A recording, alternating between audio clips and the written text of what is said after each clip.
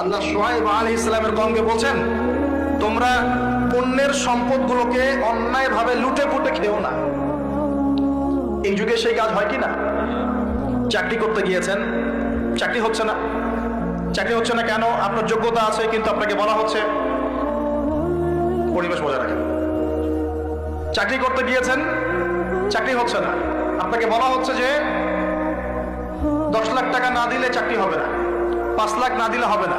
এই যে 5 লাখ টাকা, 10 লাখ টাকা বা 5 টাকা, 10 টাকা, 50,000 টাকা যেটাই হোক না কেন, এই যে আপনার কাছ থেকে সে আদায় করলো, এটা হচ্ছে ওয়ালা তাবখাসুন নাসা আশিয়াহুম, মানুষের সম্পদ অন্যায়ভাবে ভোগ করো না। এর মধ্যে সে পড়ে গেল। কথা কি বুঝতে পারছেন কিনা?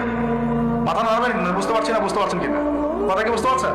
আচ্ছা, এখন ধরেন আপনি একটা অর্থনৈতিক সিস্টেম চালু করেছেন, এখানে মানুষ আপনার দ্বারস্থ হয়, আপনি টাকা পয়সা ধার দেন, ধার দিয়ে বলেন যে টাকা ধার দিলাম 1 লাখ টাকা, কিন্তু তোমাকে দিতে হবে 1,10,000 টাকা, সময় দিচ্ছি তোমাকে আমি 1 মাস বেশি।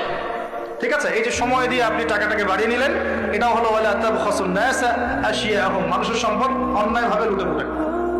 তারপরে মনে করেন আপনার বোন আছে, এখন আপনি সম্পত্তি ভাগ করে দিচ্ছেন, কিন্তু বোনের অংশটা দিতে চান না।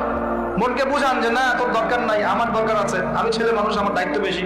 এই যে বোনের সম্পদটা 2 শতক 5 শতক জমি মেরে খেলেন, এটা হলো ওয়ালা তাবখাসুন নাসা আশিয়াহুম, মানুষের সম্পদ অন্যায়ভাবে মেরে খাওয়া।